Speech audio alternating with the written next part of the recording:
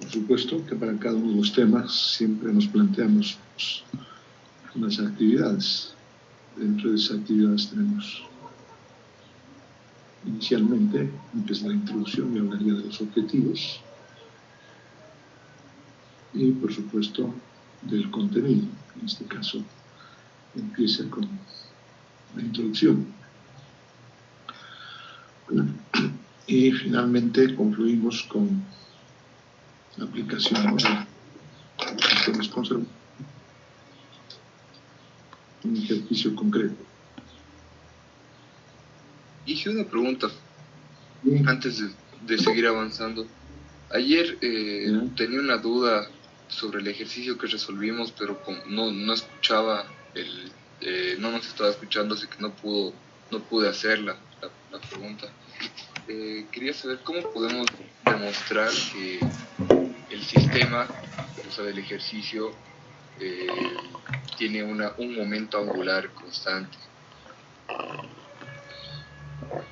Bueno, cuando hablamos de momento angular, pues la única forma de demostrar es que no haya acción de alguna fuerza externa, ¿no?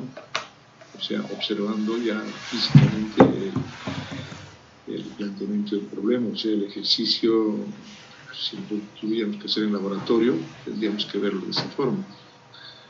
Demostrar, pues yo creo que a partir del principio de la cantidad de movimiento, ¿no? Un ejemplo concreto, creo que la mejor forma de observar y comparar el ejercicio que hemos resuelto el día de ayer es, a ver, cuando, no sé si tú habrás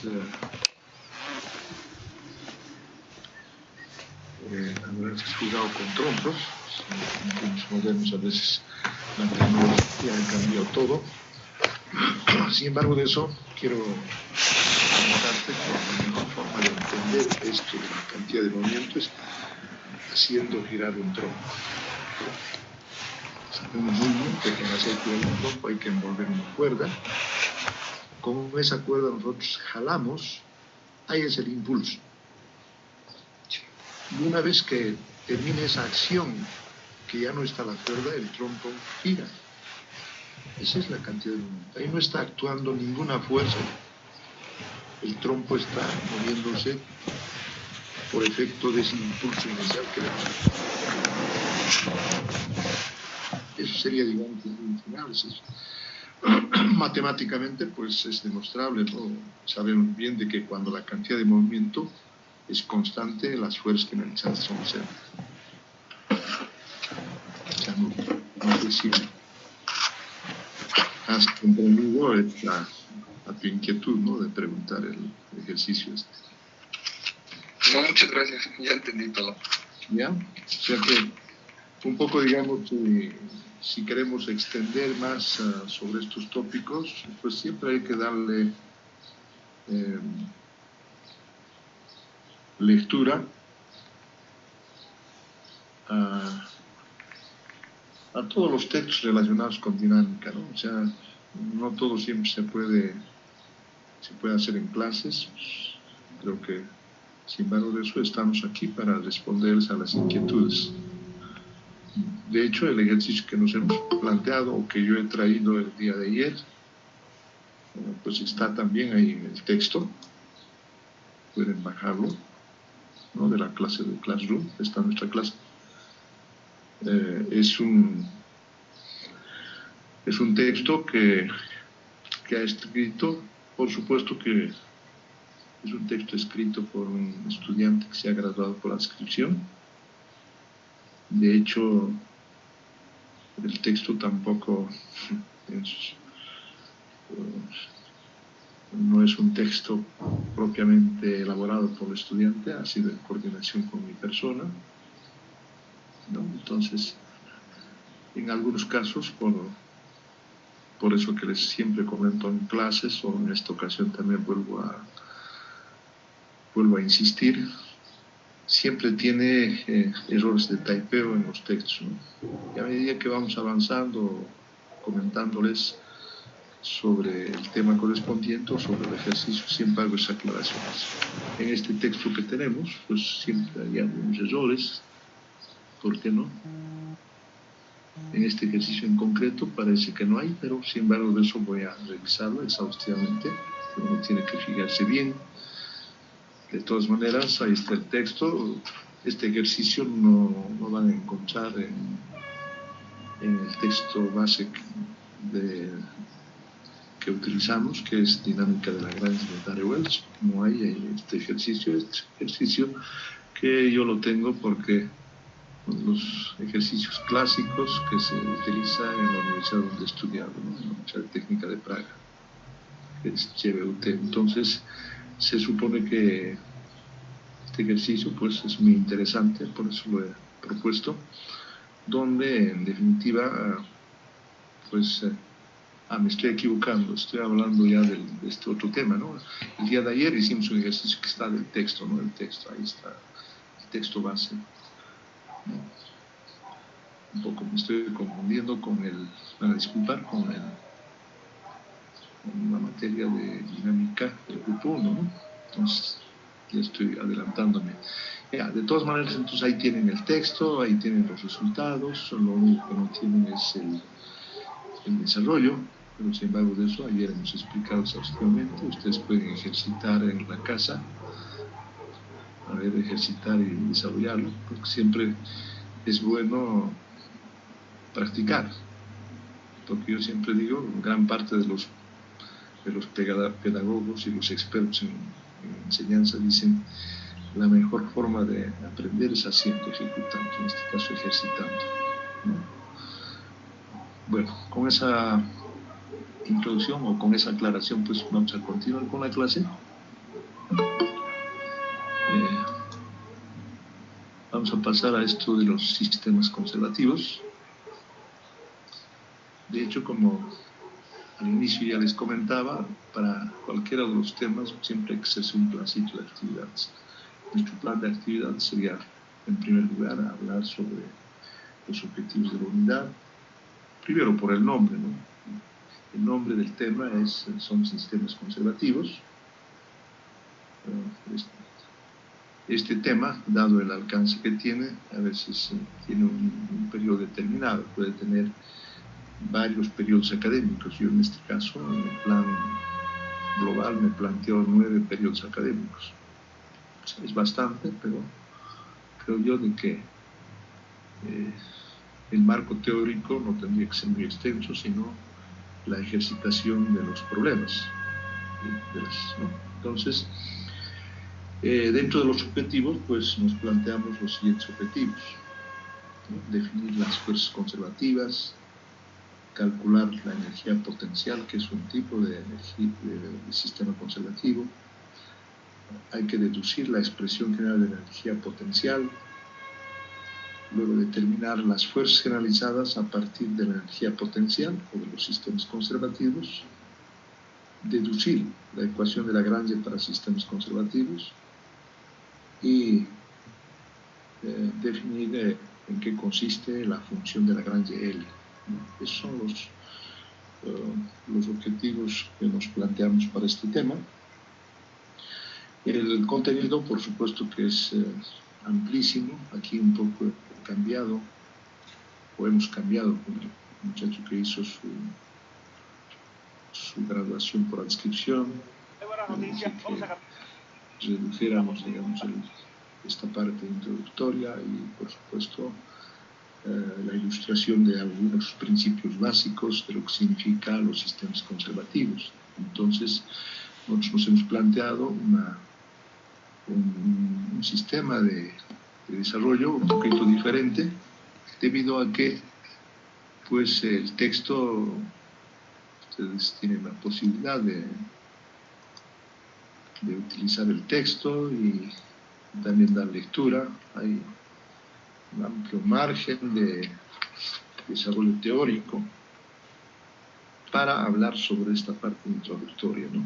Entonces vamos a tratar de combinar las dos cosas para entender en qué consiste, digamos, estos sistemas conservativos. Solamente para ponerles de inicio un ejemplo, así como el día de ayer hablé con el primer grupo. Los sistemas conservativos son muy importantes en la vida de los humanos, ¿no? Para ponerles ejemplos, ¿no?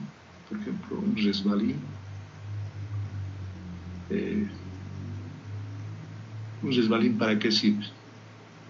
Un resbalín, todos cuando éramos niños hemos subido a los resbalines o a los toboganes cuando éramos un poco más grandecitos, pero es el mismo principio. Es un plano inclinado. El resbalín generalmente es rectilíneo, porque son para niños pequeños, y el tobogán tiene ondulaciones, ¿no? Tiene el mismo principio. Entonces, aquí, por ejemplo, para descender en un resbalín o un tobogán, se utiliza un sistema conservativo, o sea, aprovechamos la fuerza gravitacional del niño o del joven para que pueda deslizarse. O sea, no hay una energía, no hay un motor, no hay nada que nos posibilite el descenso por el resbalín o por el tobogán.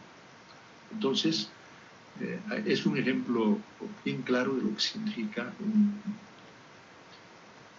un sistema conservativo, ¿no? Un ejemplo claro. Por supuesto que hay ejemplos de otra índole. Siempre pongo otros ejemplos. Por ejemplo,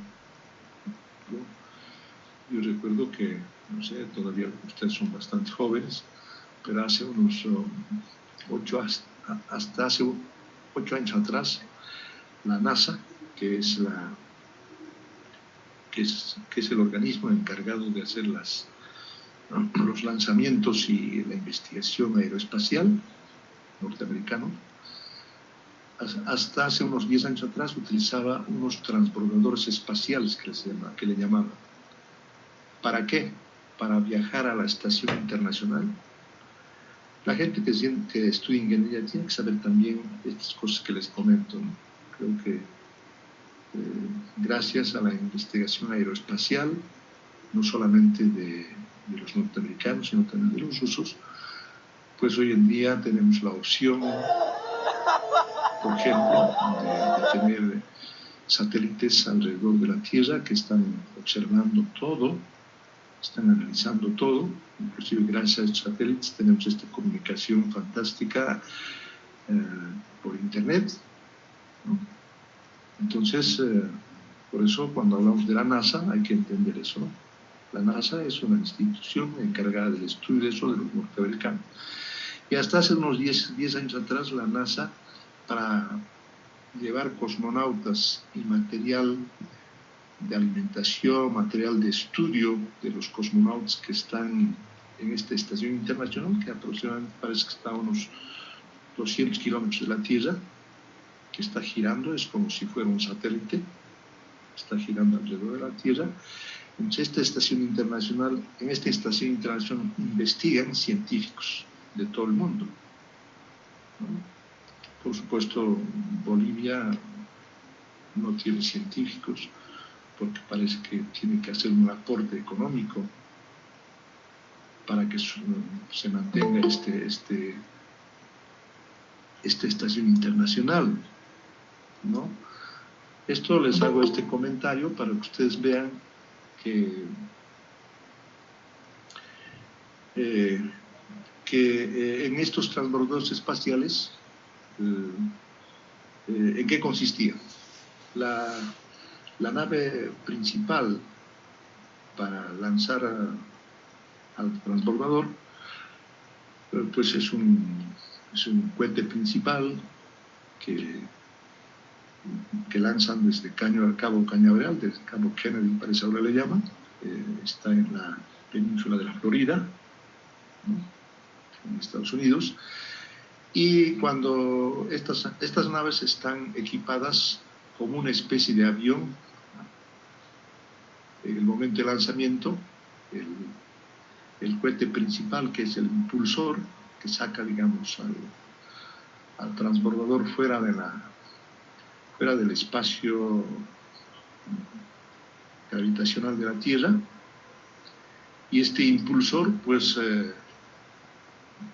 a medida que va terminando su combustible, va dejando, o sea, va lanzándole a la Tierra para que los recojan en el mar los de la NASA, ¿no?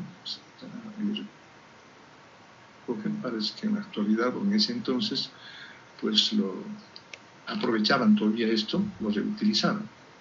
Pero le quiero comentarles que este impulsor, una vez que llega ya fuera de la luz de la Tierra, deja en libertad a este transbordador. El transbordador no tiene motor.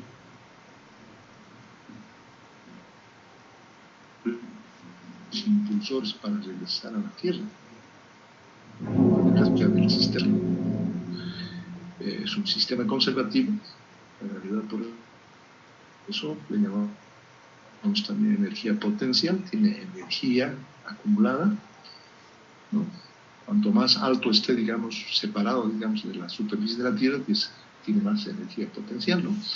Entonces, estos transbordadores, al ingresar a la Tierra, pues tienen que ingresar a gran velocidad con un ángulo determinado para que no se destruyan.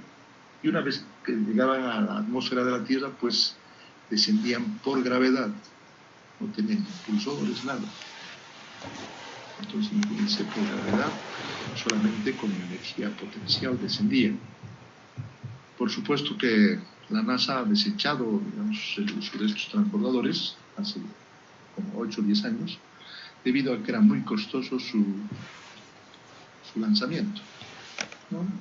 Parece que costaba hasta $1.000 millones cada vuelo, cada lanzamiento. Entonces desistieron de estos transbordadores, de ahí que seguramente muchos de ustedes solamente viendo en videos pueden ver cómo eran estos transbordadores. Es una especie de avión, pero no tiene motores, nada. Es una especie de avión con alas más cortas, ¿no? Entonces, y este transbordador, pues, al llegar a la Tierra, pues lo ubicaron de tal forma para que pueda descender por gravedad y aterrizar en alguna, como se dice, en algún aeropuerto especialmente diseñado para estos transbordadores. Por supuesto que si algo fallaba, ellos tenían puestos de descenso en varios estados de Estados Unidos e incluso fuera de Estados Unidos, ¿no? Entonces había que tomar algunas previsiones. Pero ya no hablaré más de esto, pero de esta forma yo un poco les estoy ilustrando con cuán importante ese es el estudio de los sistemas conservativos. O sea, en nuestro medio, por ejemplo, podemos aprovechar los sistemas conservativos para muchas cosas, ¿no? Por ejemplo,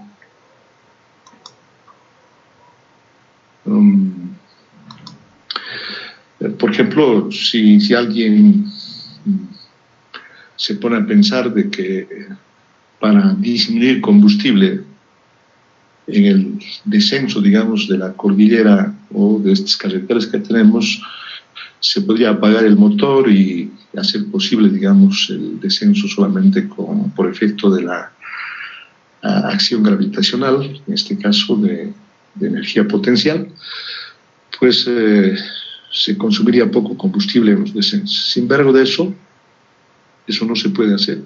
Ustedes saben muy bien que tendríamos que tener frenos especiales que no se cristalicen, ¿no? Porque si aplicamos freno y estamos descendiendo a gran velocidad sin motor, pues podríamos embalarnos y seguramente el freno tal vez no podría evitar, digamos, el descenso de un automóvil, por ejemplo, ¿no? Entonces, de ahí que seguramente a futuro en el planeta Tierra también se va a aprovechar esta energía potencial, ¿no? Se va a aprovechar. Entonces, es cuestión de tiempo para que se diseñen frenos especiales, ¿no? Entonces, al margen de esto, pues se puede ilustrar hablando también de de lo opuesto de lo que es un sistema conservativo. Hay sistemas no conservativos, como por ejemplo las fuerzas friccionales, ¿no? Sabemos bien que una fuerza friccional, de acuerdo a la definición que ustedes conocen, es la normal multiplicado por un cociente friccional. Pero por eso a estas fuerzas friccionales, por ejemplo, se llaman fuerzas disipativas, o sea, que se pierden energía, ¿no? O sea, un ejemplo típico de las fuerzas disipativas o friccionales es el freno mecánico, ¿no? Hay tienen frenos mecánicos de disco, por ejemplo, que son los mejores frenos. Por supuesto que hay frenos de tambor, hay frenos de cinta, hay también otros tipos de frenos, ¿no? Son los más conocidos, pues son esos tres, de disco, de cinta y de freno de disco, freno de zapata. Los automóviles modernos ya no usan frenos de zapatas, están utilizando tanto en el eje delantero como en el eje trasero frenos de disco, que son mucho más eficientes, ¿no? Porque ahí viene, digamos, un poco al hablar siempre de sistemas conservativos, hay que hablar también de las fuerzas disipativas. Las fuerzas disipativas también se aprovechan para diseñar cierto tipo de equipos, en este caso concreto, por ejemplo, los frenos. Ya no hablaré más, entraré entonces en esto de la explicación de los sistemas conservativos. Ustedes saben bien de que un sistema conservativo, por ejemplo, puede ser un resorte, que aquí observamos en esta diapositiva, ¿no? Aquí tenemos una masa, aquí tenemos un resorte. Si nosotros queremos aprovechar este resorte para que sea un sistema conservativo, lo estiramos y por efecto, digamos, del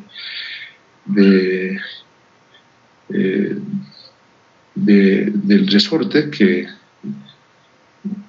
es un sistema conservativo, entonces al estirar vuelve, digamos, a su posición original, ¿no? Entonces, eso es lo que nosotros podemos entender. Este es un sistema conservativo, el resorte es un sistema conservativo y al mismo tiempo es un dispositivo artificial, ¿no? El hombre ha creado esto. Pero esto que les comenté hace unos instantes con respecto al descenso por un plano inclinado, por ejemplo, de un niño, pues se aprovecha la energía potencial gravitacional. La energía potencial gravitacional no es una fuerza, o no es una fuerza creada por el hombre, sino que es la fuerza gravitacional de la Tierra y de los planetas, ¿no? Entonces, de ahí que hay que hacer, digamos, esas diferencias, ¿no? Entre un sistema conservativo artificial y un sistema conservativo natural, ¿no? O sea, en la naturaleza se encuentra esto. Por supuesto que no son los dos únicos sistemas, pues en los sistemas electromagnéticos también podemos encontrar la energía potencial de las partículas, ¿no? De las partículas subatómicas, en este caso electrones, protones, entre ellos también hay energía potencial,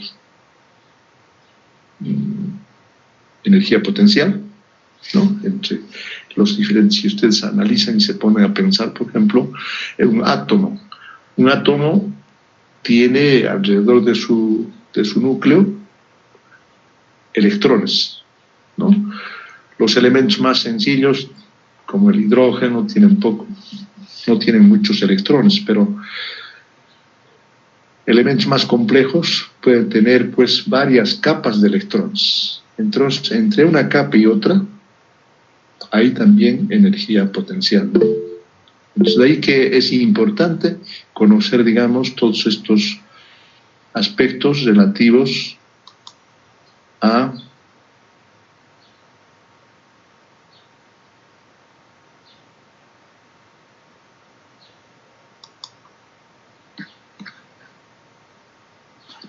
un poquito, voy a Ya, de todas maneras, entonces vamos a continuar nomás. Hay alguien que ha ingresado a la clase y quería admitirle. Ya, de todas maneras, entonces aquí tenemos para explicar estos este tema que hablamos de sistemas conservativos, pues debemos pensar que la mejor manera de entender cómo funciona y cómo podemos definir los sistemas conservativos haciendo alusión a un resorte, ¿no? Es un ejemplo típico. Ustedes saben bien que un resorte podemos observar en la parte final de esta diapositiva. Aquí está escrita, digamos, la fuerza de un resorte, que es menos la constante K por un desplazamiento. Este X es un delta X, ¿no? ¿Qué quiere decir esto? Es un X estirado y un X inicial, de donde parte. Por ejemplo, en este caso, si hacemos el análisis, en su posición original este resorte tiene un X, por decir, si es el eje X, entonces tenemos aquí un X sub 0, que es la coordenada inicial. Y este desplazamiento que es X, lo estiramos un poquito a esta posición, y este X sería el X, ¿no? El X estirado menos el X inicial, ¿no? Entonces sería, digamos, este X. O sea, definitivamente nosotros podemos expresar esta ecuación matemática de la fuerza del resorte haciendo pues uso de coordenadas. No hay que pensar solamente que es una expresión sencilla. Uno a veces cuando hace la descripción de un tema trata en lo posible de explicar de lo más sencillo a lo más complejo. Toda esta descripción de esta fuerza nosotros podemos expresarla con ayuda de ¿qué? Con ayuda de coordenadas, ¿no? Porque siempre debemos pensar que cuando nosotros queremos determinar las fuerzas de un resorte, tiene que estar expresada en un sistema de coordenadas. De ahí que en el texto, en el capítulo 5, por eso le estoy llamando capítulo 5 aquí, es el capítulo 5 del texto de Dinámica de la Gran de Darrell-Wells. Ahí pueden ustedes observar cómo está expresada las fuerzas, estas fuerzas de los resortes en un sistema de coordenadas.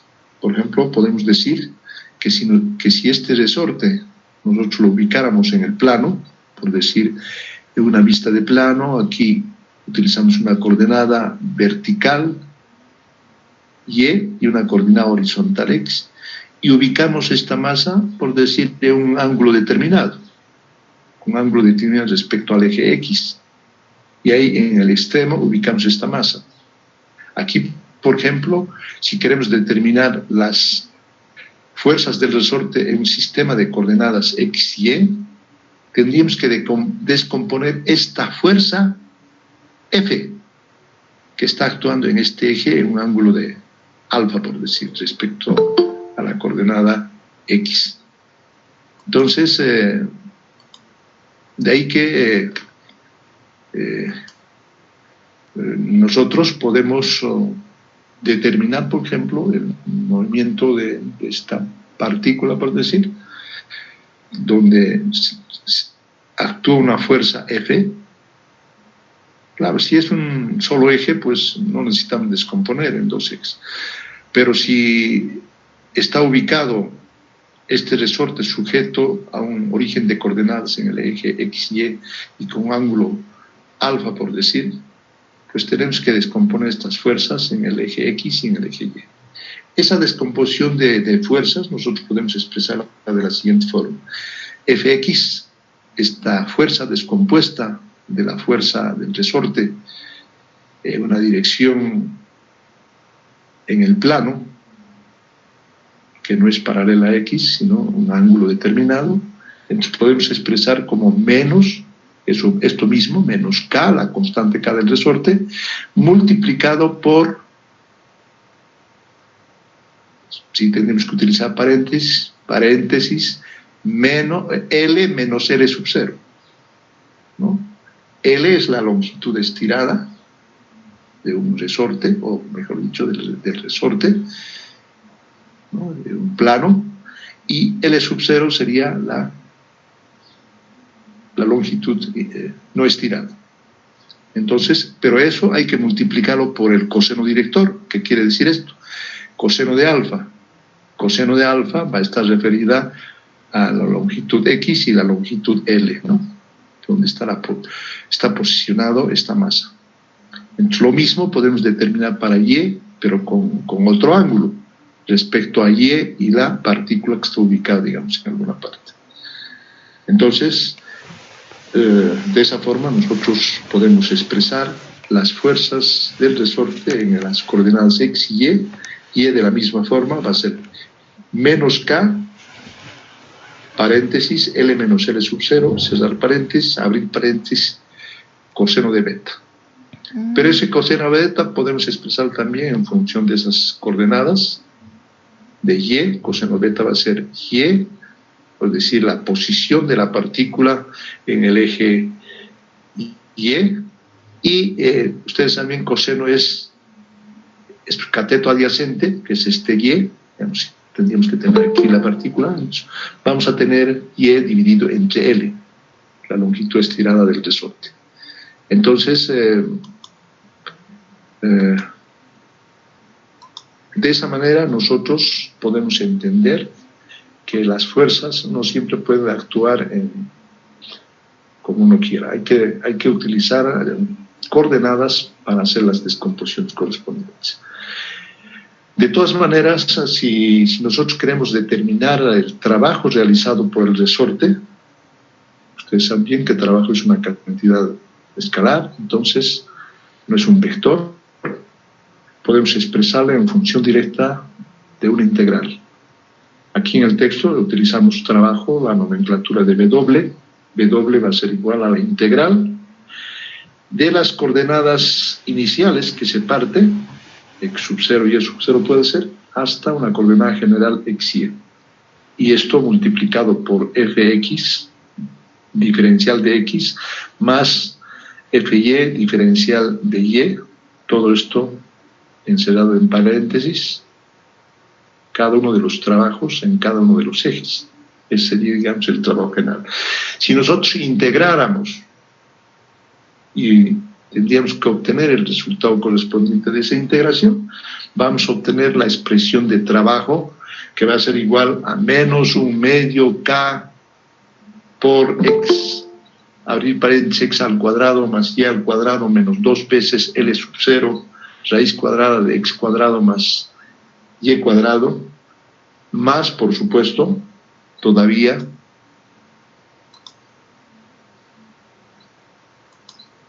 el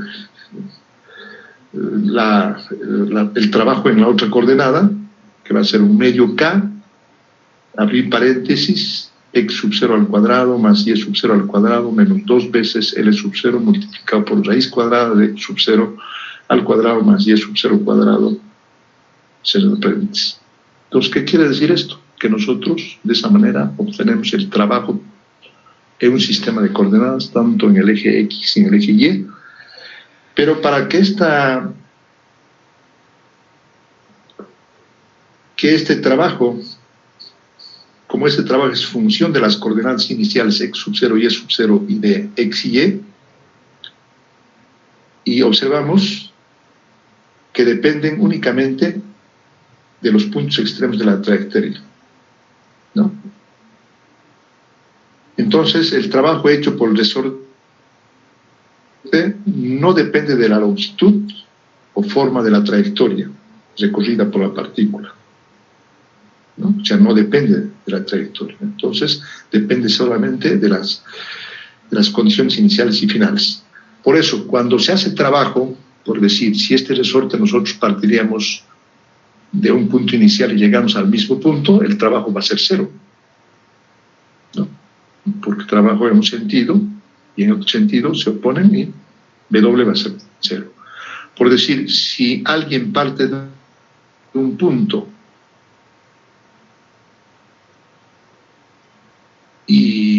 va por una trayectoria y llega al mismo punto, también es cero, ¿no? Entonces, siempre para que Y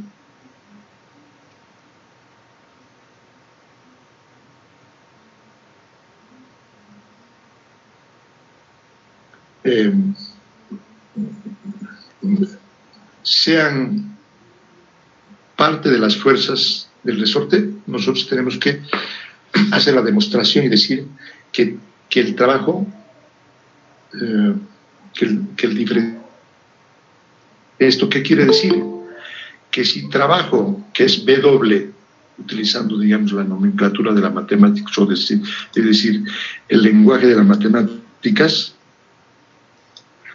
sabemos bien que si aquí en este lado, con el puntero están viendo, escribo W igual a W X y Y, ¿no?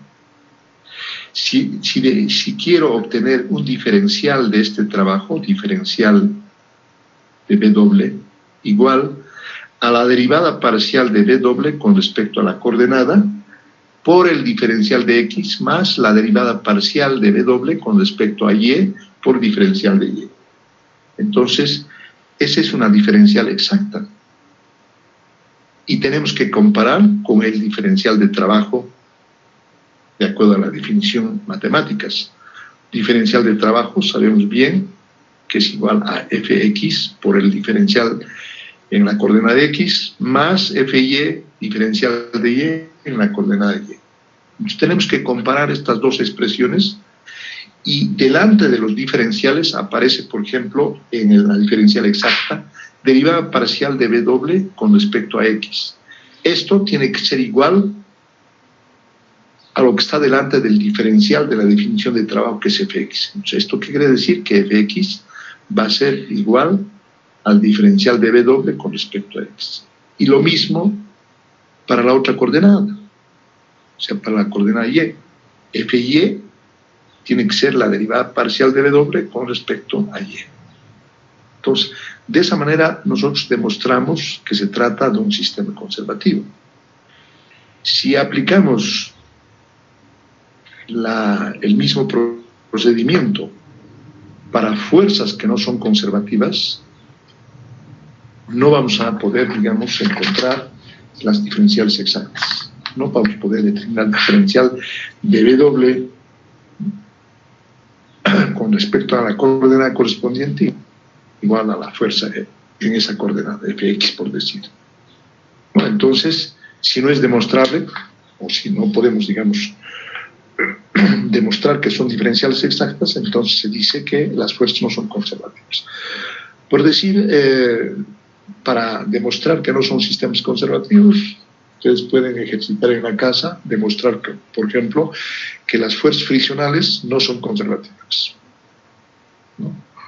Y si no son conservativas, no vamos a poder igualar las fuerzas en el eje X igual a los diferenciales correspondientes de trabajo con respecto a la coordenada correspondiente, o sea, Fx igual a derivada parcial de W con respecto a X y Fy igual a derivada parcial de W con respecto a Y. No va a poder ser demostrable eso en el caso de que tengamos fuerzas no conservativas, ¿no? Entonces, de ahí que es muy importante que nosotros siempre utilicemos esa analogía entre lo que son sistemas conservativos y sistemas no conservativos. ¿Por qué? Porque en el diario vivir de los humanos, en la tecnología o en los grupos tecnológicos que el hombre ha creado, siempre vamos a tropezarnos con esos dos tipos de energías conservativas y de energías no conservativas, que también se llaman energías disipativas. A ver, para ponerles un ejemplo más y extrapolar esto. Por ejemplo, un motor eléctrico, de los más sencillos, tiene dos apoyos.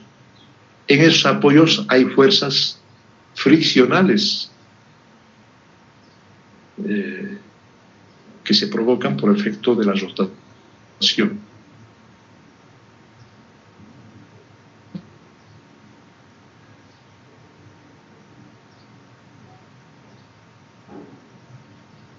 ¿no? Esas fuerzas friccionales, ¿no? Por supuesto que un motor eléctrico, por ejemplo, para rotar, ¿qué quiere? Un campo magnético. Por eso tiene una carcasa, tiene una parte fija y una parte móvil. En la parte fija se instalan unas bobinas para provocar magnetismo, y estas bobinas que se provocan magnetismo a través de una energía eléctrica que se suministra, hacen posible que arrastre el rotor, que en este caso es el motor de la máquina, la parte central.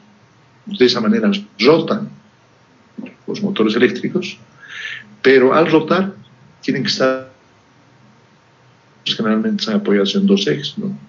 Creo que es el mejor sistema de apoyo, ¿no? Porque si estuviera apoyado en tres, el eje tuviera tres apoyos, sería difícil calcular. Por eso gran parte de los motores siempre están apoyados en dos apoyos, y por supuesto en esos apoyos están instalados también los rodamientos, ¿no? Entonces aquí se provoca fuerzas friccionales, ¿no? Entonces todo el campo magnético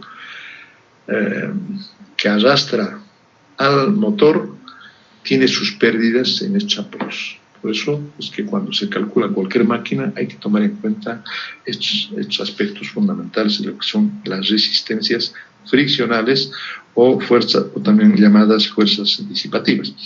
Ya, entonces seguiremos con nuestro desarrollo de sistemas conservativos. A continuación vamos a hacer la definición. ¿Cómo definimos las fuerzas conservativas? Podemos decir de la siguiente forma: si las fuerzas son de tal naturaleza que al desplazar el sistema de una configuración a otra, el trabajo ejecutado depende únicamente de las coordenadas iniciales y finales de las partículas, ¿no? Esa es la definición. O sea, como hace unos instantes hemos dicho, depende solamente de las coordenadas iniciales y finales. Entonces,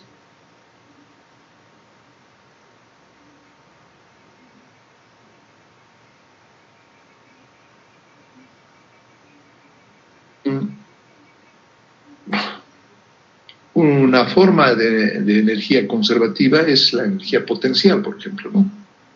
Entonces, es bueno también definir la energía potencial. ¿En qué consiste la energía potencial?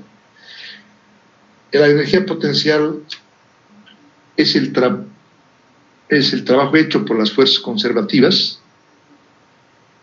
al trasladar el sistema de una configuración general A a una configuración de referencia B. Yo creo que esto a veces no se entiende tan bien. Voy a poner un ejemplito, ya que estamos en esta hoja. Por lo menos vamos a aprovechar solamente el puntero que ustedes están viendo. Si nosotros, el piso, digamos, sería esta línea, el piso del suelo en el que están ubicados ustedes, y una partícula o un marcador o cualquier objeto o un libro elevan hasta una altura h, la posición en esa altura h, de acuerdo a la definición que hemos hablado hace unos instantes, se dice que el sistema tiene una configuración general, o sea, unas coordenadas en el punto, digamos, A, y el punto B sería el piso. Entonces, un sistema de energía potencial es eso, que se traslada de una configuración general hasta una configuración de referencia. El piso no vamos a mover, ahí se queda el objeto. Si dejamos caer al objeto en estudio, que en este caso puede ser una partícula, entonces va a caer por efecto de la fuerza gravitacional. A eso se llama energía potencial. Entonces, desde una configuración general hasta una configuración de referencia. En este caso concreto, como esta energía potencial es solamente un solo eje, por decir, puede ser el eje Z, aquí tenemos la coordenada Z, esta es la coordenada z sub 0 y arriba la coordenada z. Entonces la energía potencial va a ser F igual a mg z, ¿no?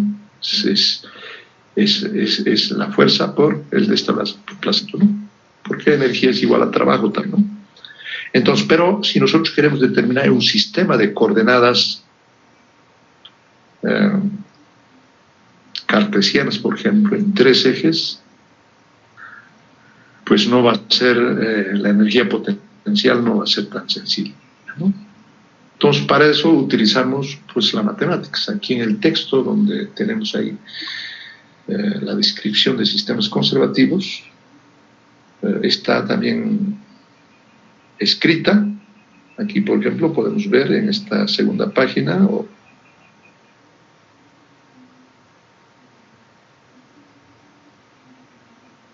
determinar fuerzas conservativas, es esto.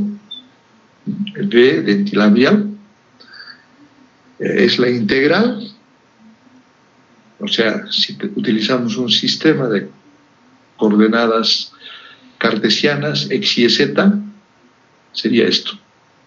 O sea, la energía potencial estuviera describiéndose desde una coordenada, desde una configuración general,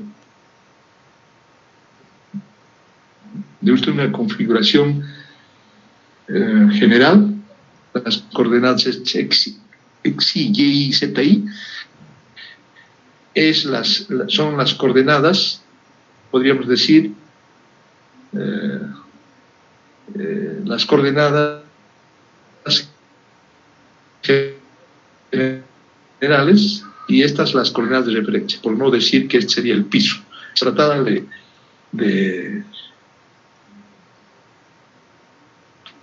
por esa neta, solamente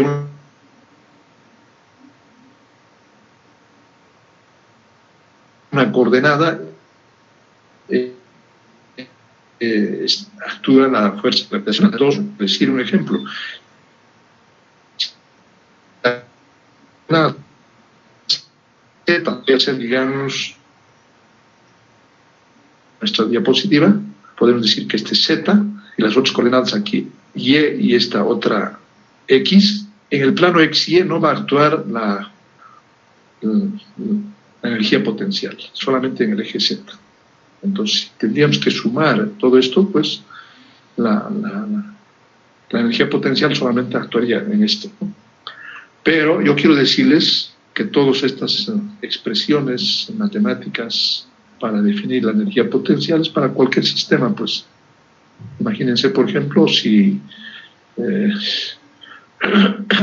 a ver, muchas naves espaciales, las naves espaciales, por ejemplo, que van a Marte o a la Luna, pues aprovechan la energía potencial de estos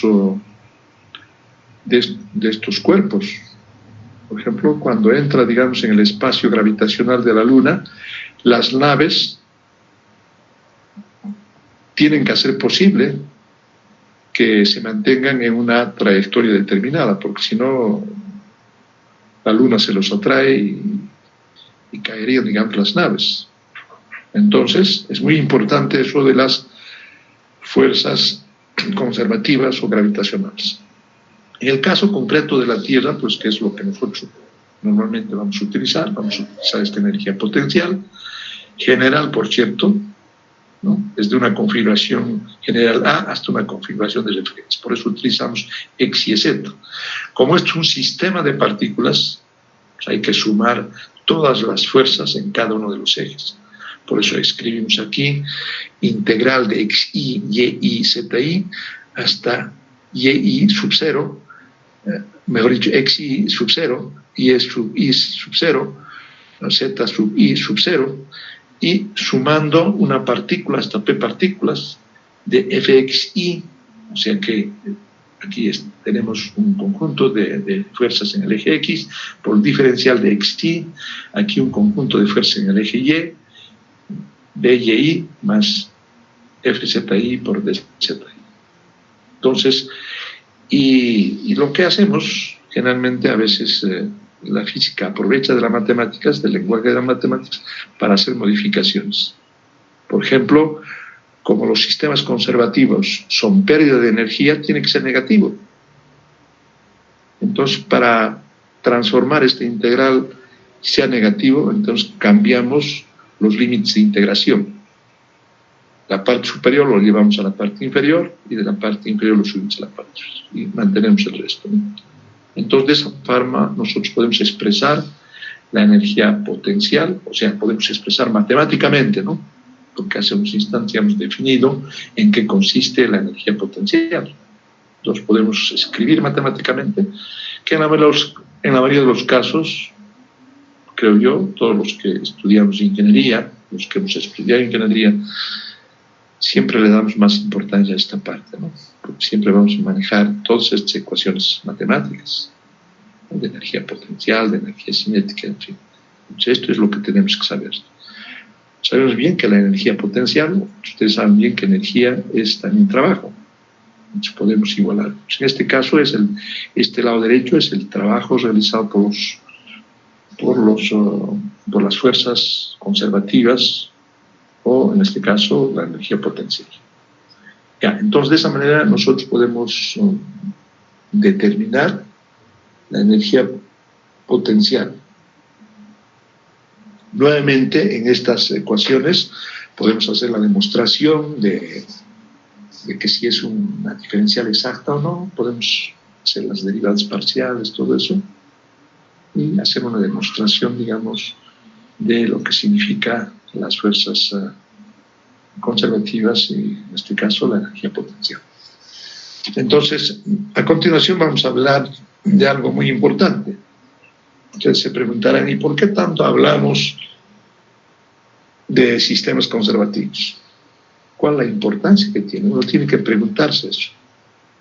Entonces, para el caso del estudio que nosotros estamos haciendo de la dinámica con el método de Lagrange, por supuesto, nosotros requerimos o necesitamos determinar las fuerzas generalizadas de sistemas conservativos. En este caso, por ejemplo, podemos utilizar esta expresión. O sea, si nosotros queremos determinar las fuerzas generalizadas, podemos determinar a través de la energía potencial. Si esa energía potencial nosotros derivamos respecto a una coordenada donde está actuando la energía potencial y cambiamos de signo, entonces, ¿qué es lo que va a pasar? Determinamos la fuerza en cada uno de los ejes. Y eso extendiendo, ¿no? O sea, podemos hacer también la demostración. Aquí hay una demostración de las fuerzas conservativas. Si ustedes quieren, pueden entrenar, hacer las derivadas correspondientes y hacerlas como, por ejemplo, miren, aquí si derivamos parcialmente fxy con respecto a una coordenada de y cualquiera, ry, vamos a obtener que en el lado derecho va a ser menos la deriva parcial de f yr. Quiero decirles que aquí hay un error en esta parte. Al typear, seguramente el muchacho que hizo este texto no se fijó. Yo como profesor también, tantas cosas que revisamos a veces no nos fijamos. Hay ese pequeño errorcito, aquí debe ser fr, fyr, porque esta es una derivada parcial cruzada. Aquí tiene que ser fx, derivada parcial de fxy, y aquí debe ser diferencial xy, ¿no? Es lo mismo, aquí lo mismo, aquí de la misma forma. O sea, aquí ponemos etcétera, podemos hacer también para el eje z, no solamente para el eje x, y también para los otros ejes. Entonces, de esa manera nosotros podemos demostrar que también son sistemas conservativos. Pero como les antecedí ya en esta parte, si ustedes siguen el cursor que estoy girando, estas fuerzas, el lado izquierdo, son fuerzas generalizadas. Entonces, ¿qué quiere decir esto? Que nosotros podemos determinar las fuerzas generalizadas con ayuda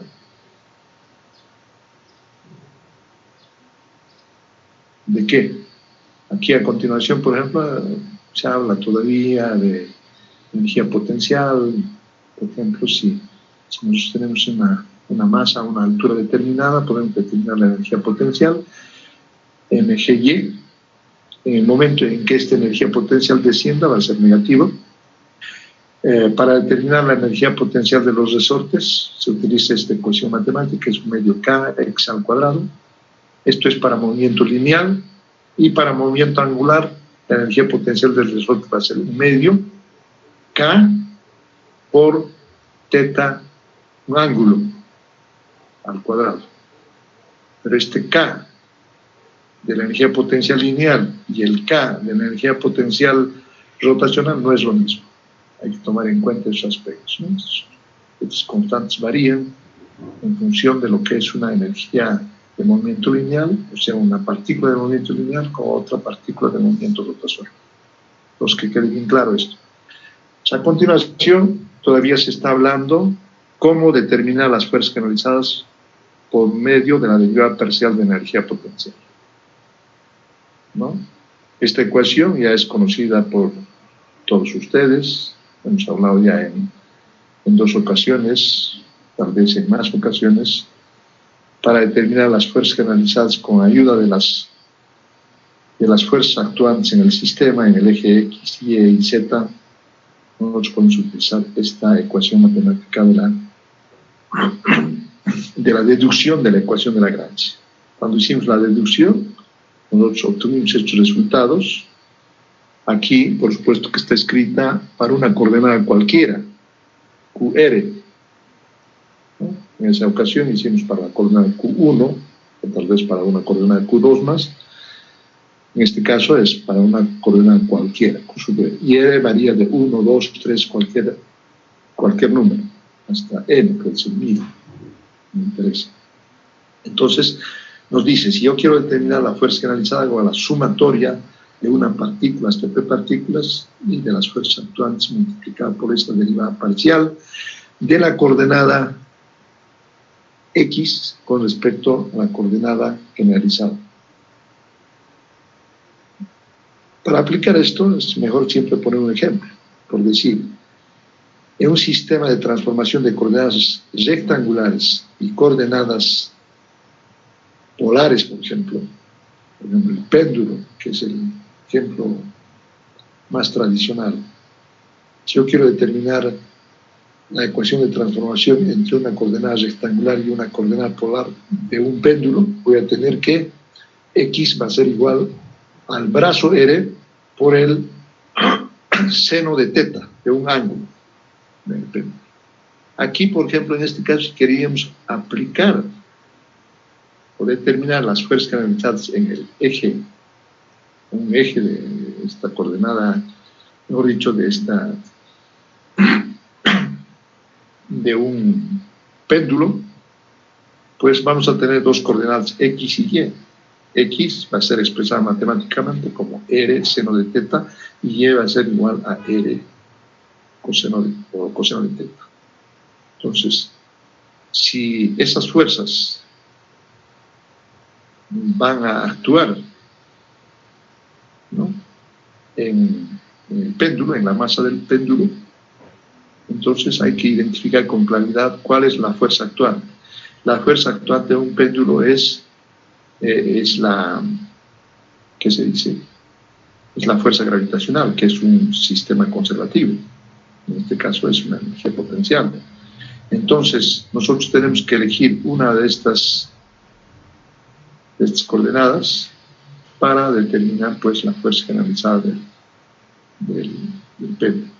De esa manera nosotros podemos determinar la fuerza generalizada del ángulo θ y la fuerza generalizada de la coordenada R, ¿no?, con ayuda de esta ecuación matemática.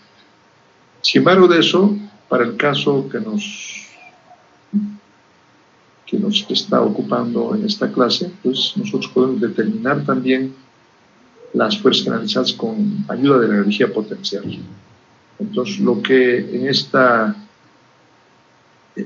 diapositiva mostramos, esta fuerza canalizada así expresada, nosotros en lugar de las fuerzas actuantes reemplazamos por la derivada parcial de B con respecto a X, a la coordenada correspondiente, de líneas arriba, aquí que hemos escrito, aquí no, más atrás, aquí, la derivada parcial de energía potencial con respecto a la coordenada correspondiente.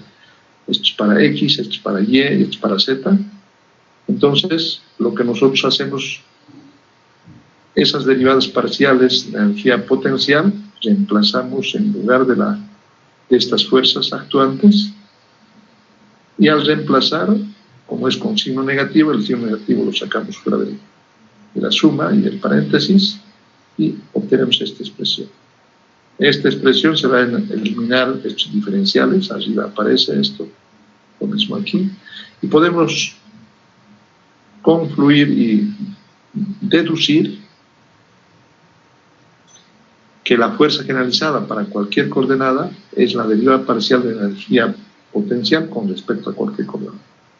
Esta es la expresión matemática que nos permite determinar las fuerzas generalizadas con ayuda de la energía potencial. Es otra forma, una manera de determinar las fuerzas generalizadas es esta. En las clases, al inicio del primer tema de dinámica de una partícula, habíamos utilizado otra herramienta también, que es descomposición de vectores. Las fuerzas hemos descompuesto en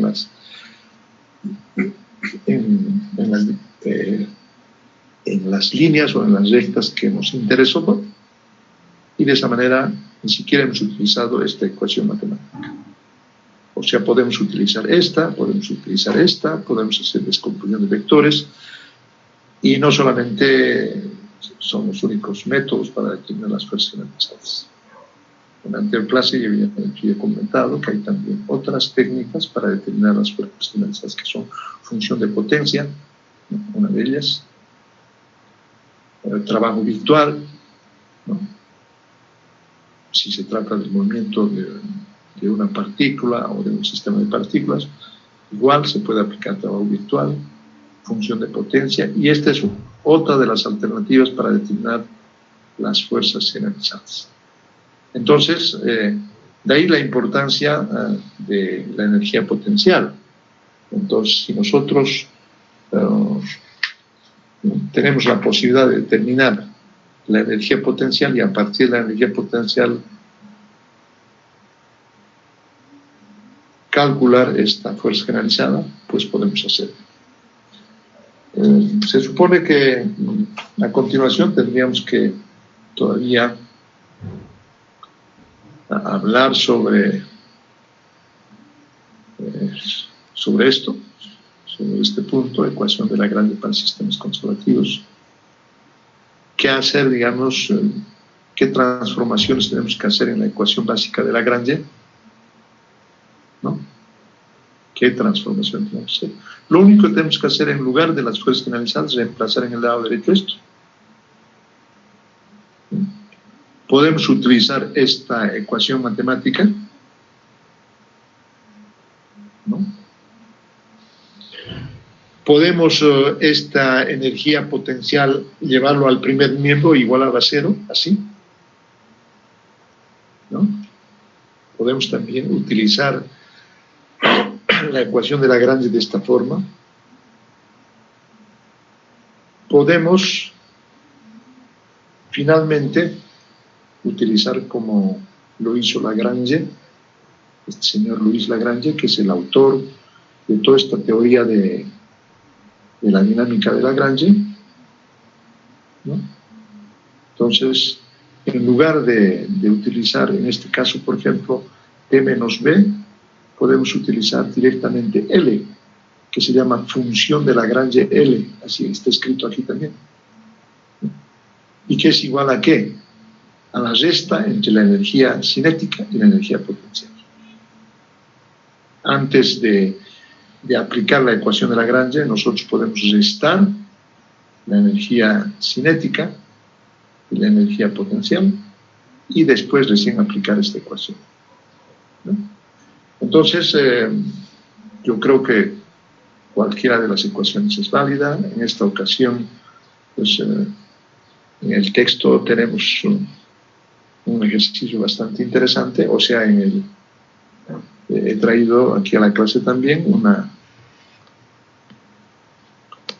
unos ejercicios de acuerdo al tiempo disponible. Parece que no va a ser posible que ya describamos.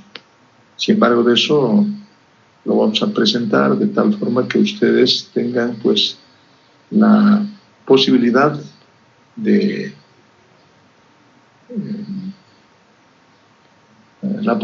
pues de entrenar en la casa para poder estar preparándose y poder entender, digamos, este tema. Entonces, lo que vamos a hacer es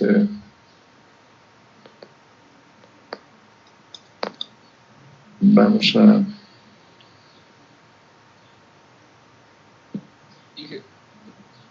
¿Sí? Justo antes de que cambie de página, nos mostró la que puede ser la nueva ecuación de Lagrange, que es utilizando L, que es la diferencia, o sea, la diferencia entre la energía cinética y la energía potencial, ¿cierto? Sí.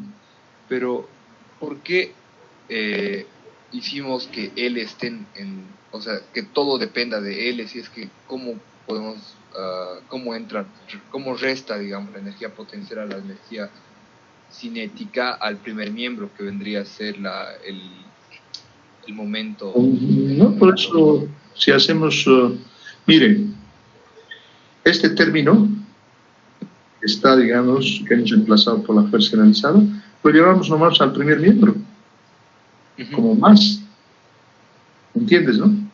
Sí. Como positivo entra este miembro. Y de ahí que nosotros factorizamos, o sea, la matemática nos permite hacer eso. El diferencial respecto a la coordenada lo sacamos, y al interior y sacamos inclusive el signo negativo. Esto que estaba de positivo, porque al pasar al otro miembro es positivo, se transforma en negativo y esto en positivo, porque aquí T tiene menos. Entonces eso tenemos que mantenerlo, ¿no? Entonces, y B, si esto va como positivo, como estamos factorizando ese signo, pues al interior va a aparecer menos. Entonces nosotros podemos reemplazar, ¿sí? Me refiero al otro término. ¿A esto? O sea, si... No, baje a la otra ecuación a la que está abajo. Sí. Ese término que ahorita está... Esto es lo mismo que esto. No, el de la izquierda, el que tiene que ver con la derivada total, exacto. De cómo ¿esto? llega a... No, a ver... en esta ecuación, de cómo lo que se está dividiendo por el tiempo ahora tiene L. Está restando, mejor dicho. No, estamos restando. Pues. Nosotros podemos, en lugar de T aquí, en esta derivada parcial que es la cantidad de movimiento, reemplazamos en lugar de T por L, porque en la energía cinética nunca va a aparecer energía potencial. No va a aparecer bien. Por eso que para sistemas conservativos, por eso es que hay que hablar bien claramente. Cuando hablamos de sistemas conservativos, pues igualamos a cero. Para sistemas no conservativos o semiconservativos, aquí va a aparecer siempre la fuerza generalizada correspondiente.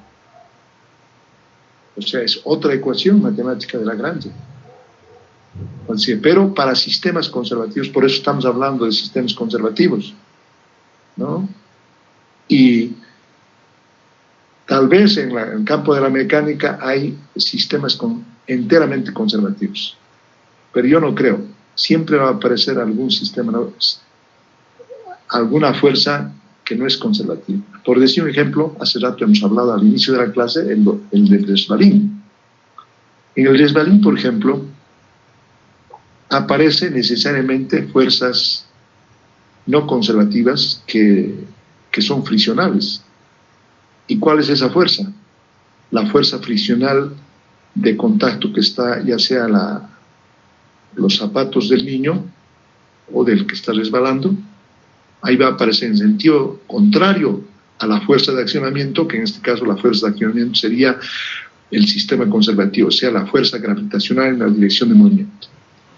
O sea, en otras palabras, nosotros estamos aprovechando pues las herramientas de las matemáticas para hacerlo más fácil.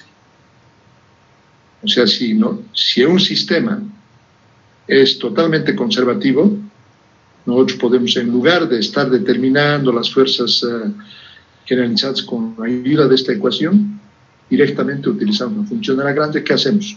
Determinamos primero la energía cinética y después la energía potencial, restamos y aplicamos esto. Y decimos, derivada parcial de la función de Lagrange L con respecto a una coordenada, ¿no?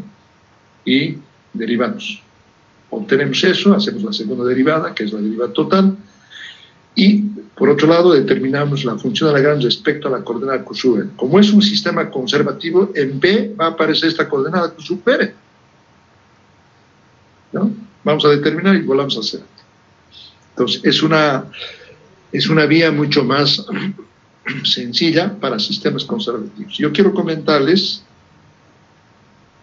que no sé si la pregunta ha sido satisfecha. Quisiera que me conteste el muchacho que me ha preguntado. Sí, muchas gracias. ¿Ya? Quedó resuelta la pregunta. Ya. Entonces nosotros podemos utilizar cualquiera de estas expresiones de la ecuación de Lagrange para determinar las ecuaciones de movimiento, siempre y cuando surjan estas fuerzas conservativas. Por supuesto, nuevamente insisto, que en el caso, por ejemplo, del resbalín, podemos utilizar esta ecuación igual a la fuerza disipativa. La fuerza generalizada va a aparecer aquí igual a la fuerza generalizada. No va a ser cero, porque por efecto de la fricción de la sentadera o de los zapatos del niño, pues va a haber una fuerza friccional. Imagínate. Entonces, yo un poco, digamos, ya estamos entrando en temas un poquito más profundas, donde la ecuación de Lagrange sufre ciertas transformaciones, ciertos cambios, y que para cada caso particular uno tiene que saber utilizarlo, ¿no? Entonces, se nos ha pasado el tiempo, creo que no va a haber la posibilidad de hacer un ejercicio. Sin embargo, de eso, pues creo yo de que les comento que aquí en el texto de Daré-Wells, o sea, de dinámica de Lagrange, hay un conjunto de ejercicios. A mí me gustaría que estos ejercicios que están resueltos, por lo menos un par de los ejercicios que están resueltos, lo lean, lo estudien. Está en la página 90. Ahí están los ejercicios, por ejemplo, el primer ejercicio, que es del péndulo, lo que hemos resuelto en clases con energía cinética. Aquí, por ejemplo, utiliza la función de Lagrange, L, ¿no? Este ejercicio, el ejemplo 5.1 de la página 90 y el ejemplo 5.2 de la misma página, que también utiliza la función de Lagrange. Entonces sería bueno de que esos dos ejercicios lo entrenen. La próxima clase, por supuesto, vamos a hacer un ejercicio, no de lo que están resueltos aquí en el texto. La idea mía siempre es no que ustedes tengan mayor material de estudio. Lo que está escrito y lo que está solucionado en el texto, ¿para qué voy a hacer? Entonces tengo que hacer ejercicios de ejercicios propuestos del texto. Por supuesto que hay un sinnúmero de ejercicios. Yo estoy queriendo, digamos, la próxima semana un poco cambiar, digamos, de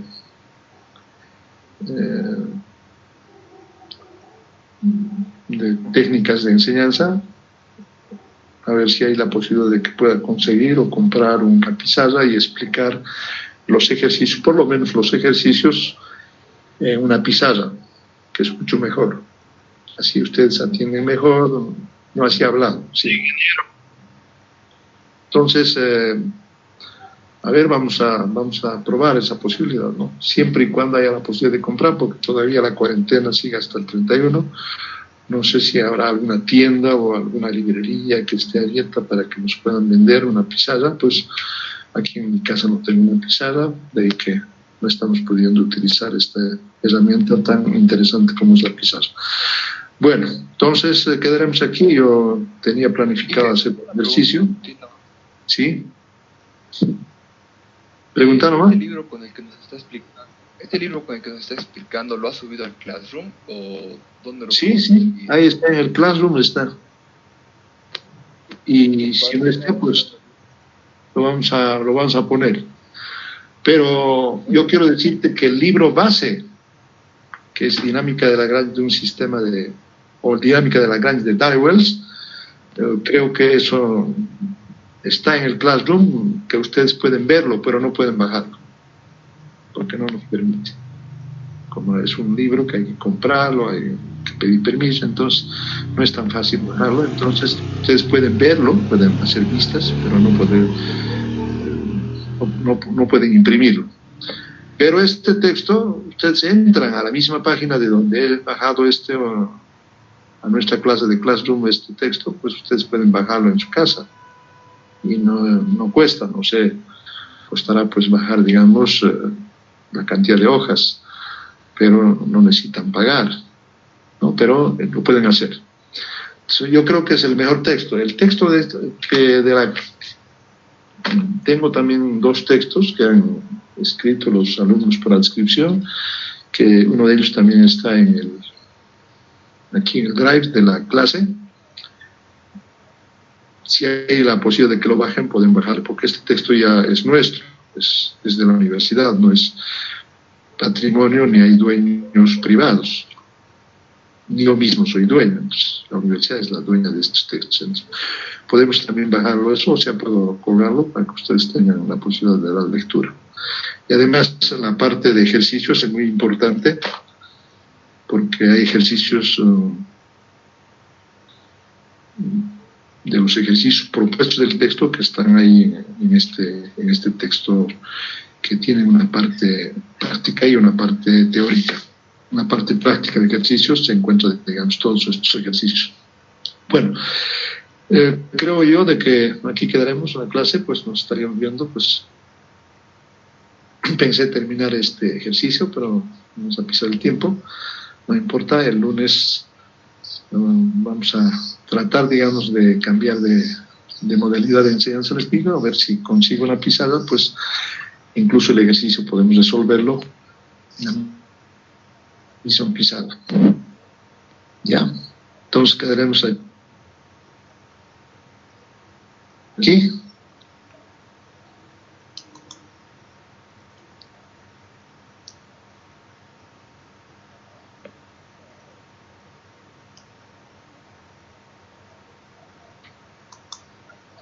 Entonces, por supuesto, siempre la lista va a salir, siempre se hace la lista de los... quiero indicarles de que tengo una aplicación donde sale la lista después de la clase y yo puedo más o menos determinar quiénes han participado en la clase hasta la última hora o hasta el último minuto, y los que se han salido antes también registran, no hay problema. Ya, jóvenes, entonces, quedaremos aquí. Ingeniero, una consulta. Sí. Respecto a las tareas que dejó en el Classroom, solo una tiene fecha de entrega, ¿verdad? Tenemos ahí una serie de tareas. Sin embargo de eso, esas tareas lo hemos modificado el día de entrega. Es el viernes 22. O sea, para el grupo 2, entregar estas tareas el día viernes 22, porque parece que no estaba definido, digamos, el día, pero ayer ya lo puse en nuestra clase. ¿Listo? Verifiquen un momento. Sí, ingeniero. Quedaremos aquí y nos estaríamos viendo el día lunes a las 8:15. Gracias por... Sí. situación. ¿Eh?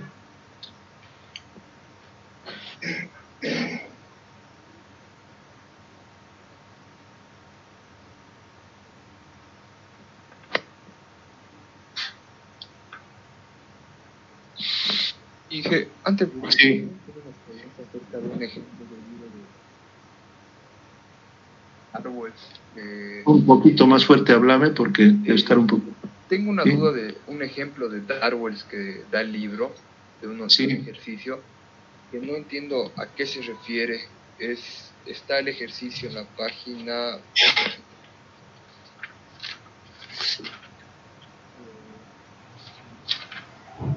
En la página 48, el ejemplo tiene que ver con un movimiento de una partícula sobre un tablero horizontal liso, abajo de... 48. Abajo, A ver,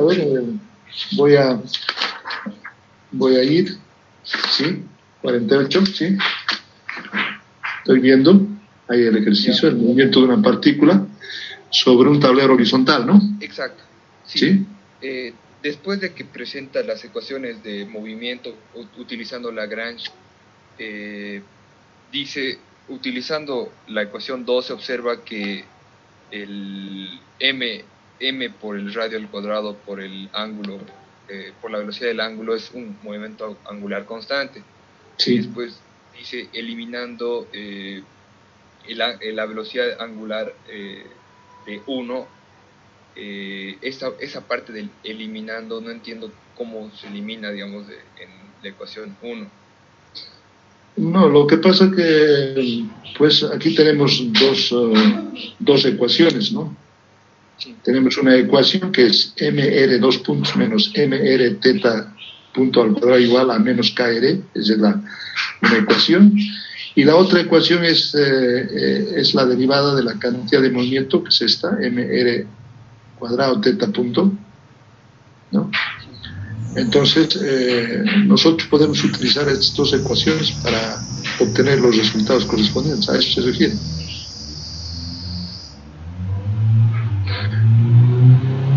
¿Hola? Sí. Pues, sería, cuando se refiere a eliminando teta punto, sería de la ecuación... Claro, o sea que teta punto tendríamos que obtener aquí de teta punto al cuadrado, ¿no? Ah, ya, o sea, sería como despejarlo y... podemos reemplazarlo ahí, teta punto, y si teta punto es 0, pues determinamos la aceleración R2 puntos, ¿no? Claro. Sí. Porque MR2 puntos va a ser igual a menos KR. De ahí despejamos R2 puntos, la aceleración va a ser menos KR sobre M. Y por supuesto podemos integrar, hacer, digamos, R2 puntos. Si queremos determinar R, pues hacemos integraciones sucesivas. Como es una ecuación sencilla, pues eso se obtiene a través de integraciones sucesivas. Tanto la velocidad, aquí obtenemos R2 puntos. Y de eso, de R2 puntos, hacemos dos integraciones sucesivas. Uno para obtener R punto y otro para obtener R, la posición. Claro. ¿Sí? Sí. Entonces, de eso se trata. O sea, claro, aquí no está el resultado. La otra forma de resolver este problema, ahí está, con coordenadas X, ¿ya? La anterior es con coordenadas polares. A continuación también se pueden utilizar otras coordenadas X y Y, ¿no? Claro. ¿Ya? Ahora sí, sí. Ya, listo entonces. Nos vemos el lunes, ¿ya?